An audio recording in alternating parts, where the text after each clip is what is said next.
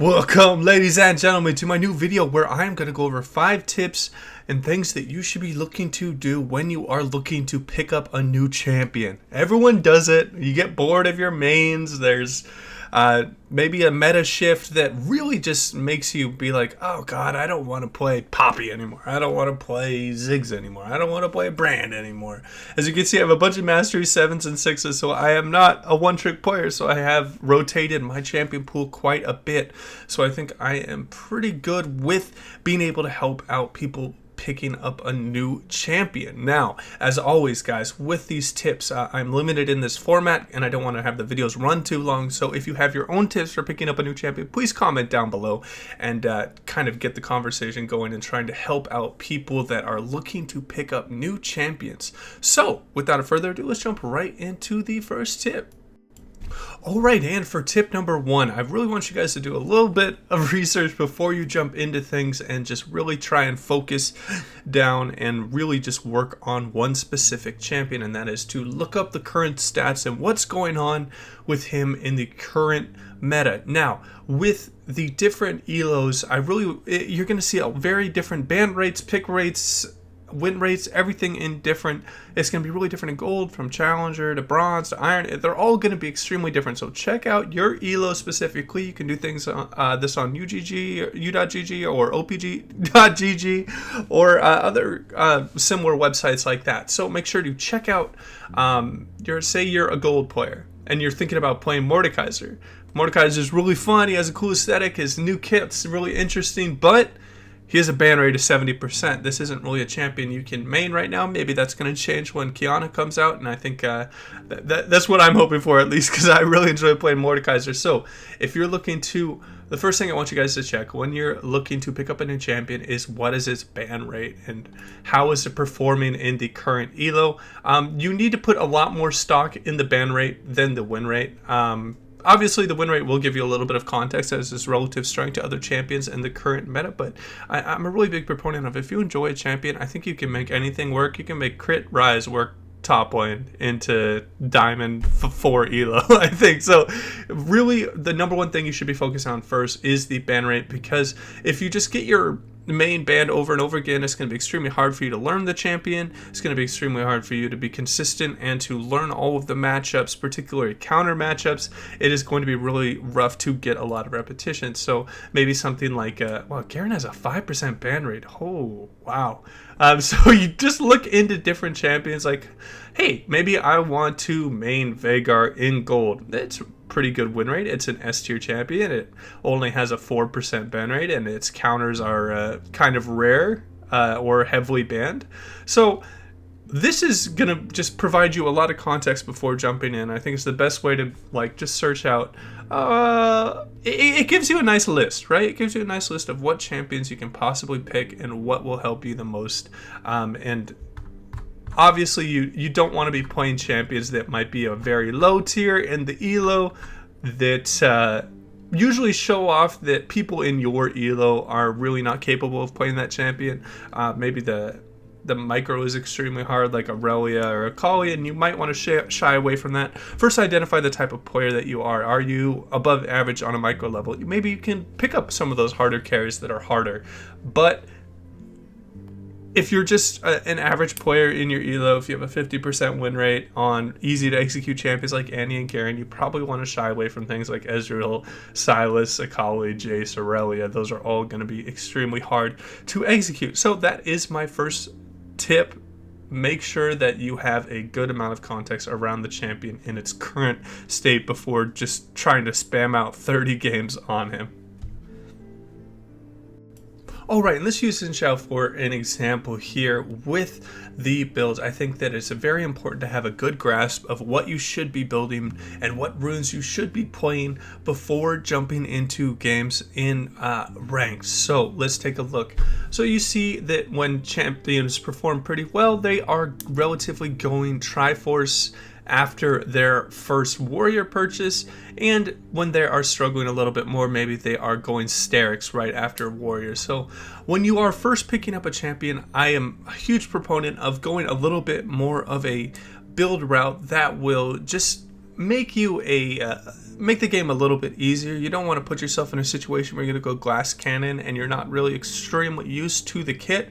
This is going to put you in the best place to succeed. And as you go down the road and you put in more games and you develop a really good sense of the champion, I think it's perfectly fine to go some of the more aggressive full damage builds, like maybe a Berserker Grieve Triforce Warrior setup on Xin Xiao when you're really far ahead can work. So always have a setup of items that you are looking to build. Also, in the League client, they have a section where you can pre-save items for your characters. This is going to be an extremely important tool when you are first picking up the champion, and you can just put different build paths. You can even name the different sections: build while snowballing, or build while behind, build while even, and you can have different setups for different things. And then it's also a really good thing to just kind of notice, hey, Hail Blades is obviously the most meta rune right now. Maybe Conqueror is picked up when there are a bunch of tanks on the enemy team, and maybe 1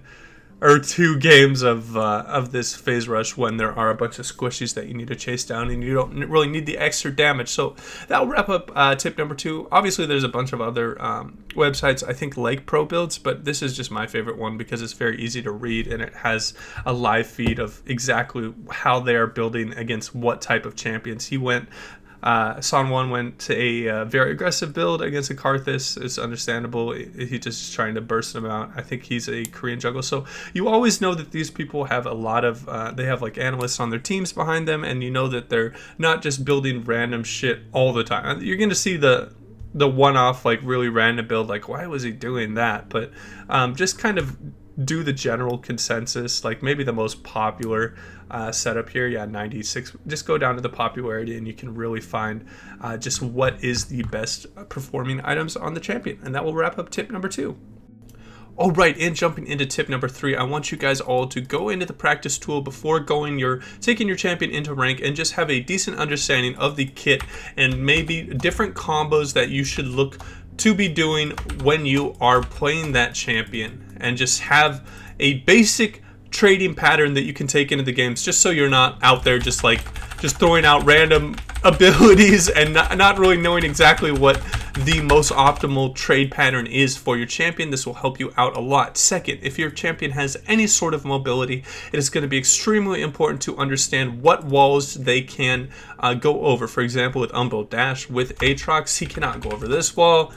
He cannot go over it there, but there is a small point in the wall where he can go over right there. So being able to have those in the back of your mind on where you can dash over are going to help out quite a bit, and it's going to stop you from looking silly in quite a few situations where you might have just eat into a wall and you're like, oh god, why didn't I know that? I should have gone into practice tool like Lolfist had.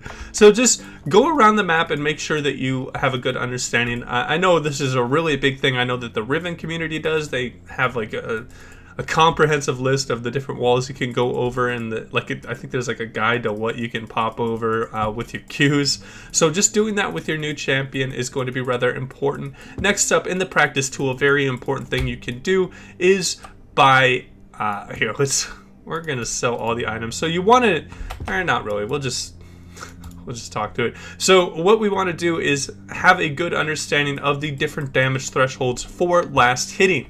You probably want to do this at a level 1 because that is going to be the hardest time for you to CS. Outside of just being a jungler, right, where you don't really have to worry too much about CS, you just want to have a good understanding of the different damage thresholds you have and how low the minions have to be before you can kill them with your autos is going to be rather important. I recommend you practicing CSing with no items and make it as hard as possible for you at level 1. Lock your level right here and get a bunch of waves and see if you can get a decent level of CS with the champion. And that will kind of wrap up all the things that I would recommend doing on the practice tool, outside of if you're a jungler, just practicing your route and finding the optimal way. Like, it might be a little bit different for someone like Kane that would start the chickens because he really excels at AoE and taking those different things, and then others just really need to have a leash on the big buffs down there. So keep that in mind, and that will wrap up this tip. Alright, and jumping into tip number 4, what I want you guys to do is after you have a decent understanding, after you found a champion that you enjoy playing, after you found a champion where you know what you need to do around the map, you know what type of play style it is, you know what type of items to build, you know what rune sets to go, you know all that, you have all that base information. I want you guys to find the best possible opposition to play against. Now, I know it's very common for a lot of people to say, hey, when you're learning this champion, go play 15 games of normals first. I really think that's a poor idea. I think that the best thing you could probably possibly do is throw yourself into the hardest competition you can find on your different accounts. Go on your highest elo account. If you do not care about dropping maybe a division or two while learning a new champion, it is going to pay a lot of dividends. Because it's like the classic thing with chess. You're not going to get better by just playing against yourself or playing against people that you always beat. You're going to get a lot better by playing against people that consistently are outplaying you on your champion, and then you can use those tactics they used against you and then figure out how to defeat them. There's just a lot of things you can do, and I really think that normals will give you a skewed version of what is going on with the champion, because people aren't really trying too hard there, and they aren't really, it's just not the same situation. People aren't trying to close out the game, so it might give you like, oh, I can just scale on this champion, but wait, when you get into ranked, they close out games a little bit earlier. So you always learn a lot more from your losses than your wins, as long as you're just not maybe a first-time Riven in rank or first-time Yasuo in rank, like champions like that. I think you can get away with most champions and just playing them and just really focusing on getting better at the champion. Obviously, you're going to lose a couple games when you first start out. Don't let that kind of stuff discourage you. Take it all as a learning experience. Maybe open up a notepad right next to your game and just write down a couple of notes. Hey, I could have done this, and this better. Maybe I should have split more. Maybe I should have taken all-ins differently. Maybe I should have done different combos in different situations. Maybe I should have had different target focus in team fights. So always look to be better, and the best way to get better at the game is just by playing the best possible opposition. If you have a friend that's high elo and is a like, say you have a diamond friend and you're in silver, maybe send them a message, say, hey, can you 1v1 me on this champion that I really want to start learning? I just really want to get a better understanding of it, and this is going to be a huge asset for you, where you're going to see a higher elo person and how they will approach the champion and just try and mimic what they're doing there. That'll wrap up this tip. If you have any questions about this, please hit me up in the comments down below.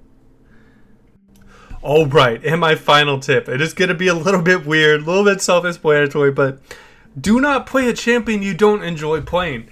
As you can see by my match history here, I play every single game of Mordekaiser that is open and not banned, and I beg my teammates to first pick it for me because I enjoy playing this champion so much. You will not see too many dividends if you're kind of just playing a champion to win. You're like, oh, this champion has a high win rate.